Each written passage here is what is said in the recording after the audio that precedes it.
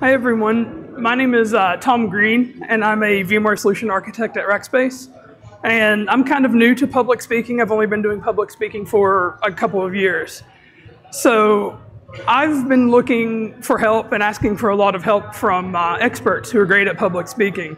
And I reached out to some V-experts to say, hey, I've got this vBrownBag that I'm going to be doing at VMworld, and I need help to rock it. And we had a great conversation, and that kind of spurred this panel to keep going.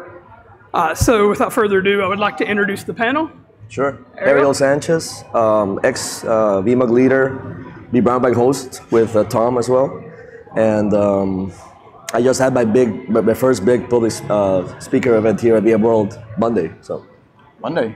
So Congratulations. I'm completely a newbie at this, but this is probably your first level, right? Yeah. Hi everyone, my name's Simon Long, work here at VMware. My first public speaking engagement was 6 years ago at VMworld, so this is my 6th year talking. My name's Haletky. I'm a security architect, general architect. I've been dealing with VMware, vSphere, and ESX and ESXi and all that since 2004, something like that. My first public speaking engagement was actually at an old conference called Exhibition out in San Diego in the 90s. Wow. Yeah, and the room was packed. It was kind of nerve-wracking. All right, so as always, we were going to talk about the disclaimer. But whenever you're up on stage your first time, like Ariel knows from this week and you guys know from your past, it can be really nerve-wracking, and it's really hard to get that fear down and not feel like you're going to just go up and get sick on stage. So how did you guys get over that, and how do you continue to get over that? The first thing, put your phone on mute, or get some water, actually be prepared. And especially if whatever room it is, whatever size room it is, the preparation is different.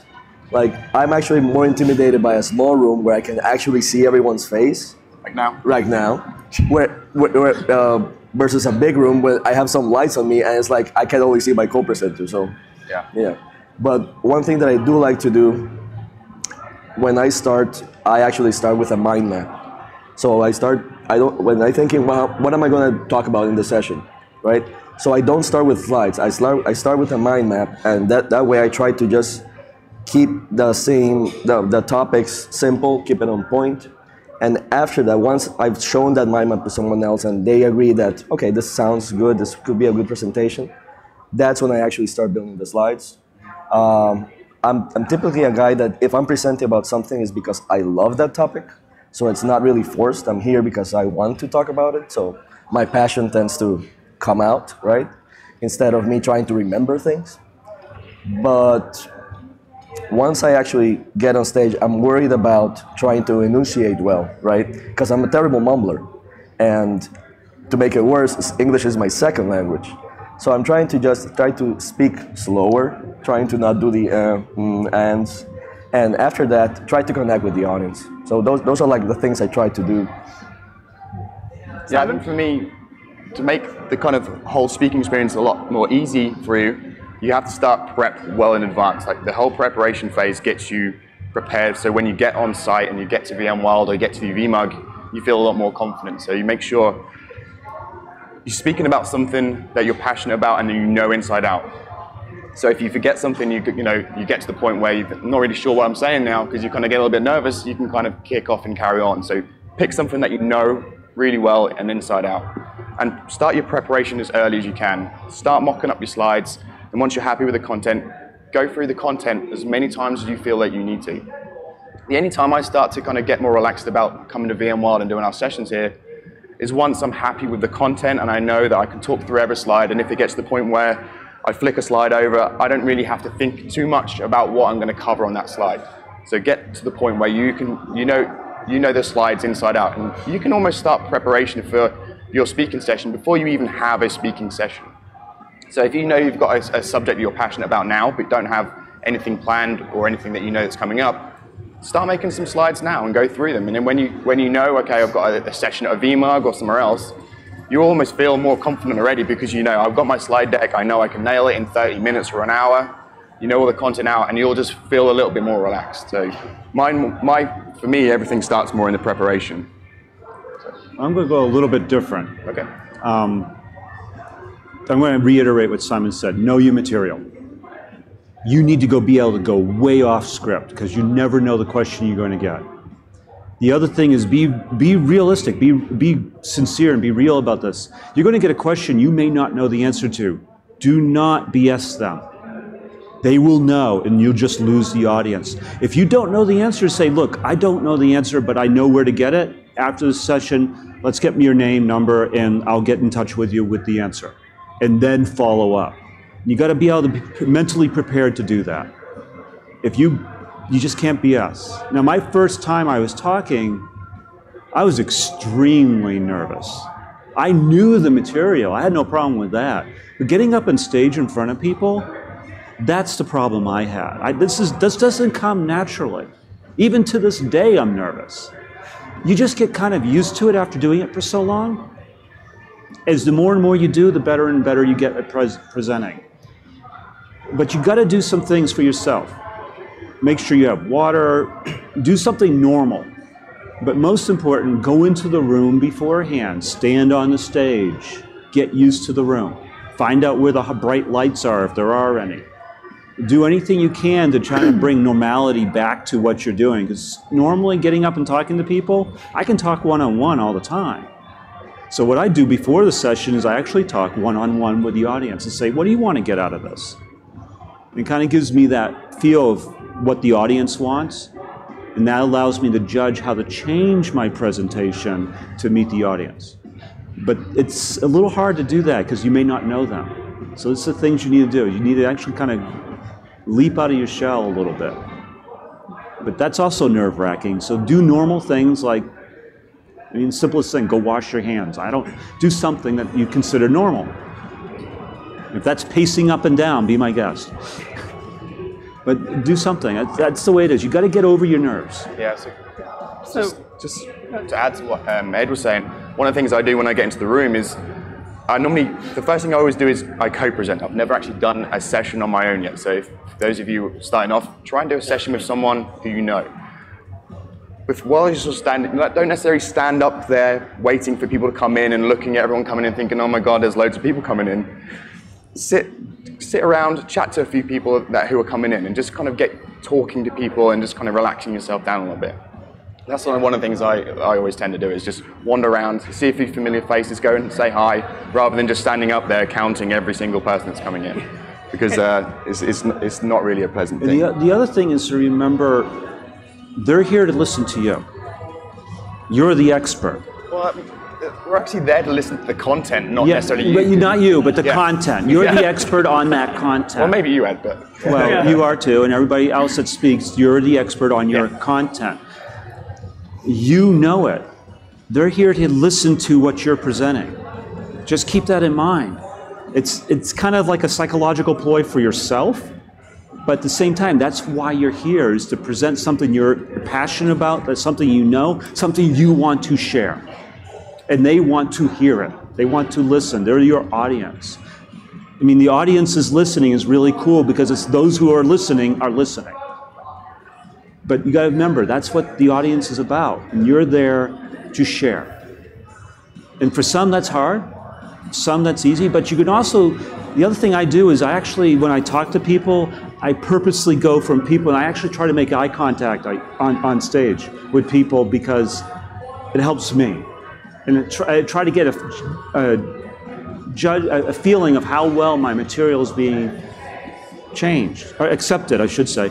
But that means if I see them kind of glazing over, it's like, okay, time for me to change it. I know my material so well that I can actually change what I'm talking about. I would never change it. For me, that would throw me off if I kind of changed my flow. Yeah. I've had to in the past because, you go into some of these talks, you go in and you say, okay, how many people are here from are doing such and such, and how many people are doing such and such, which is actually kind of a poll I do beforehand to kind of get a feel for the audience. And I found out the whole room was full of people doing compliance instead of security. It's like, okay, total change in direction for what I was talking about. But I can talk about both because you know the material.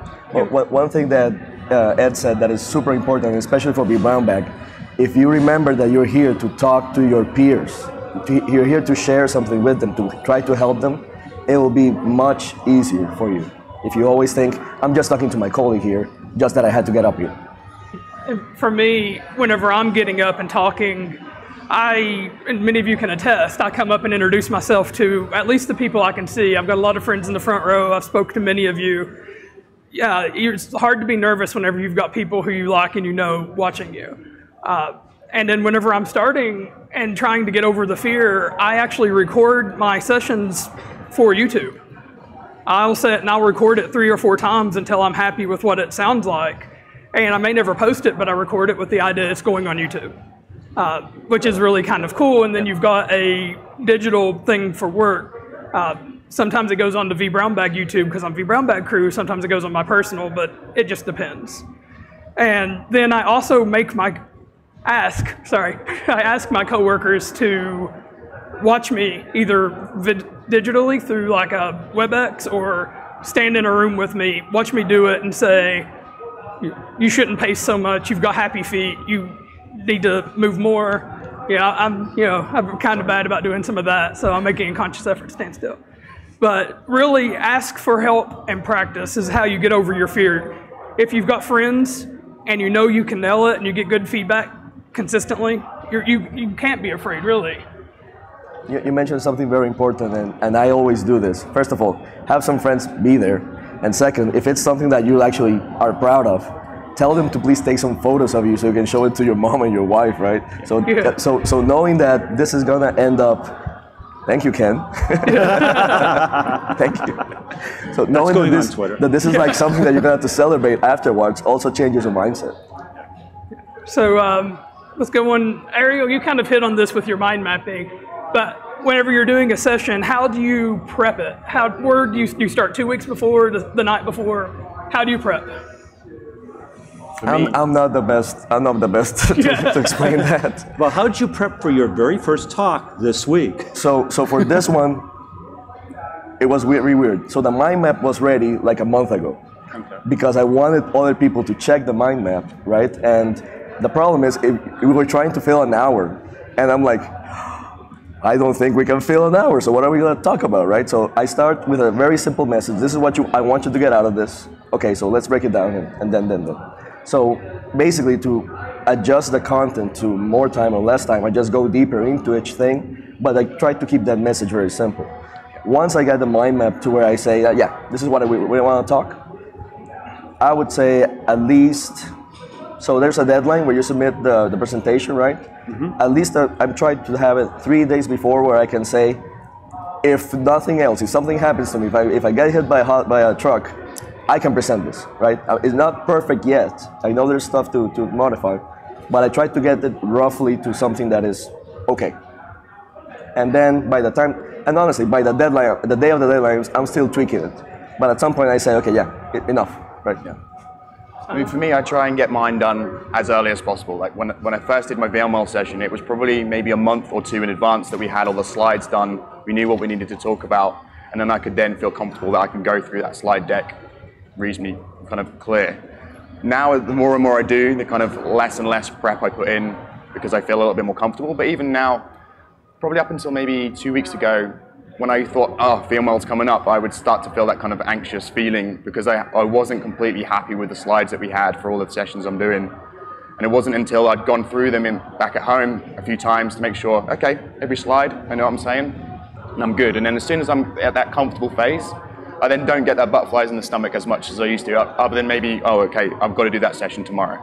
So if you feel really anxious about you're doing this session, start your prep as early as you can, and that way you don't have to start worrying about it for weeks and months before your session. It's not pleasant. Not pleasant, that feeling. It isn't. And the biggest thing, the nice thing about presenting at VMworld is you actually are required to do things early. They actually force you to do things early. Your slide deck has to be prepared by a certain time for draft, and then you got a couple of weeks, and then you got to do your final. So you actually have time before the show to prepare everything. They kind of force this on you, which is good. Believe me, the more shows that did something like that, the happier I would be. Because it's not every show's like that. A VMUG, I've had people come up to me, hey, can you talk on such and such today? It's like, sure. And that happens at the Austin vMug and a few other vMugs. But the thing is that, and it happens because I have a store of material. Sorry. Yeah. But when you start talking about doing it, I mean, I've been publicly speaking since the mid-90s. I've done a lot of this. My first talk was probably my worst talk, but also the best talk I've ever done, the second best talk I've ever done in my life. And the reason being is I had such support, not just from my family to do it, but also for my coworkers to do it. They were backing me up saying, look, we know you're good at this, you're going to be great. So they were saying, and I got a lot of help from them in preparing for it. You know, I talked to the senior architect as I was delivering some really cool stuff, and it was like right on the cutting edge at the time. So I was talking to the senior architect all the time. My manager was involved in saying, you know, this is going to be good. Can you bring up this? It's like that. And I would talk to my coworkers. So get the support base. That actually really helps a lot. It's not just you alone up here. There's a lot of people holding you up to get you to this point. It could be your colleagues, it could be your community members. We're here for you too as well. You guys want to do public speaking?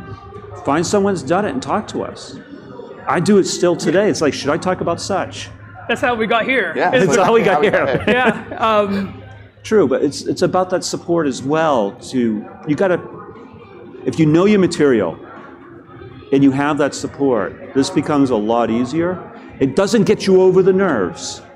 Sorry, it just won't. That's just practice, to be honest. Yeah. So how did you get over your nerves in your first one? So my first, One tip did you do? Yeah. I wasn't as nervous for this one, but the first time I went to a vMug, I was speaking at that vMug. Yeah. So, and the only reason why I was speaking at the vMug was because Scott Lowe had put a blog post saying, I want to mentor someone who has never spoken at a vMug, speak at a vMug. And I'm like, first responder, right? I saw that blog come out in my email, like, I had his book, right? So what I was most nervous about was letting Scott Lowe down, right? Yeah. What got me over those initial minutes was that everybody that I met that day, including the people that were setting up and the vMug leader that showed me everything, they were super nice and they were always positive. You're gonna rock it, all that. And once I started, listen, most people are not comfortable listening to their voice. I was super startled by my voice in the loudspeakers. Yeah. And I just took a little breath, I smiled, I told them this is my first time, so please be gentle. And they laughed, and then we just proceeded from there. Yeah, if you want to get used to your voice, like I said, when you record YouTube and listen back, it sounds weird, but keep doing that. Or even if you don't want to record a session, get The Cat in the Hat or some easy children's book and just read it, record it, listen to it. And eventually you'll get used to your voice and it'll be a lot easier. I think when you're standing up on stage as well, you have the speakers and it kind of amplifies everything and it just sounds a little bit weird. But for me, the first thing I always do to try and get rid of those nerves, and I apologize to my co-presenters for this, is I always do the introduction to the session. So I kind of see the door close, the guy at the back gives you the thumbs up, and then it's kind of like just a hello, welcome to my session. My name is, things that you know that you can say because you do it every day. And then kind of, as soon as you kind of get talking, it's like, I'm done now. Yeah. And then you can kind of go from there. So as soon as you say that first word, you're in it, and then you're so busy being in it, you're forgetting that you're nervous now. So if you can, and you're presenting with someone else, go first, or if you're just on your own, as soon as you start that first word, the nerves will go and you'll just be focusing on what you're saying. I do it, I wander around. This is actually abnormal for me to be standing in one spot. I actually move around the whole stage. And that's actually nerve-wracking on itself because I've actually fallen off the stage. Everybody laughed, it was a lot of fun. I laughed too, but it's just one of those things that happens. But when you get nervous, I move around a little bit. But the whole thing is, the nerves will happen. They happen to me to this day. I will get nervous, but then I'll think, okay, I'm here to present what I know. And after time, I'll do that. That first introducing yourself, that's a great way. I mean, I do that as well. Even if I'm co-speaking, I don't let somebody really introduce me. Sorry. Yeah. I ask to be introduced. I actually do my own name and stuff. You did it. We did our own things. Good. Yeah, no. But it helps to get over that. Because you know your name. It's hard to mess up. Yeah. Sometimes I forget my role at VMware. Yeah. I'm like, oh, I'm a VMware, and what role am I today? Yeah, and the words come out a little bit wrong, but yeah. Yeah, but your name you won't. But you will be nervous, even on stage. I know some of the best speakers I had were sweating like crazy. They were shaking a little bit. They were holding onto the podium to get over that. But their presentation was incredible. And they actually did get applause for what they were doing, but he was really nervous. That happens. Don't let it stop what you've got to say. Don't let the nerves take over you. And that's the thing you need to remember. It is tough. But at the same time, you have to do it. It's kind of, you have to do your own psychology some way against yourself, to get over that. But you can get through it. Once you get through the first one, the next one becomes easier, and the next one becomes easier. So we're running short on time. You guys have been giving some great tips. So could you please tell people how to contact you and reach out if they want to follow up? And one last tip to how they can just rock it and blow it out of the water. Twitter. You need to be on Twitter. That's every presenter out here has been telling you. This is my Twitter so that we can keep talking. At Ariel Sanchez, MOR. Yeah. So at Simon Long _. My top tip would be just prepare as much as you need to. Once you feel that you're prepared for it, it will help with the nerves because you'll be comfortable in your content. So just keep preparing. At TextIWill, if you're doing demos, expect them to go wrong. So always have a backup video. Yeah. That's my advice. Is like prepare all that in advance, so that you can continue going on with very little side slip in what you're talking about. Or just call your demo, this is a bug hunt. We're going to find something wrong here. Yeah, it happens. And I'm on Twitter at TBGREE00. And you can always reach out to me, or I'll speak for them, any of them, if you're looking to get started with speaking. Or if you want to get started with speaking, I'm a VMUG leader, Ariel is a VMUG leader, Edward talks at VMUG, Simon talks at VMUGs. We're all willing to help you get there. And just come catch us out here. We're on the floor. We're running around everywhere. So please just reach out to us and let us know how we can help you. We would love to help get somebody up and pay it forward like Scott Lowe paid it forward to Ariel. We would love to pay it forward to you and get you to feel like you're going to rock your first speech or your 100th speech. Don't forget that the VMware community is one of the most welcoming places most welcoming IT communities you're gonna find. People here, when you actually just say, I want some help, they flood it. They really come out of the woodwork for you. That's part of your support. We're here for you guys as well. If you guys have questions, you want to practice, we're here. One thing you should know is that we did put a bunch of tips on the slides. So afterwards, you guys can pull up the video. Tom's been running through them. There's a huge number of tips on there. We didn't go through them all. I don't think we would have enough time to go through them all. But it was a brain dump. So it's worth going through them to get started. A lot of these are just mistakes we've made and how we've gotten over them, and things that we just took as advice ourselves. So when I first started, I found someone to help mentor me to get started. It's just, if you have that problem, just find one of us or find somebody you trust in the community and have them help you. You got to do as well what works for you. Exactly. For me, I don't like presenting, so I don't present to anyone other than myself until I do it. I've been offered presenting training at work. I don't like doing it, so I don't do it. But for some other people, they may find that will help them. So there's a lot of tips here. Some of them may work for you, and some of them you may look at and go, oh, that's not for me, I'm not comfortable doing that. So just kind of pick the ones out that works for you. Absolutely. Yeah. And smile. Yeah, smile. Always smile. Even things are going wrong, just say. And I think my parting thought, and then Simon will agree, don't try to be funny. Yeah, I've tried. And as last year, actually, I was on an 8 a.m. session on the Thursday, so after VMworld party. I came up, got on stage, and I had a coffee, and I tried to say a joke. And then I realized that everyone was kind of going, And I realized I hadn't turned my mic on, so I was up there saying this joke, laughing to myself, and then no one actually heard it. So I turned it back on and didn't bother saying the joke again, and I probably will never attempt that anymore. Well, here's the thing: don't plan jokes in your talks. Like, don't say pause here for joke or laughter. That's not a good idea. Yeah. You're going to be funny anyways. Yeah. Things happen on stage that you never expect. Me falling off the stage, I didn't expect to happen. It happened. It was funny.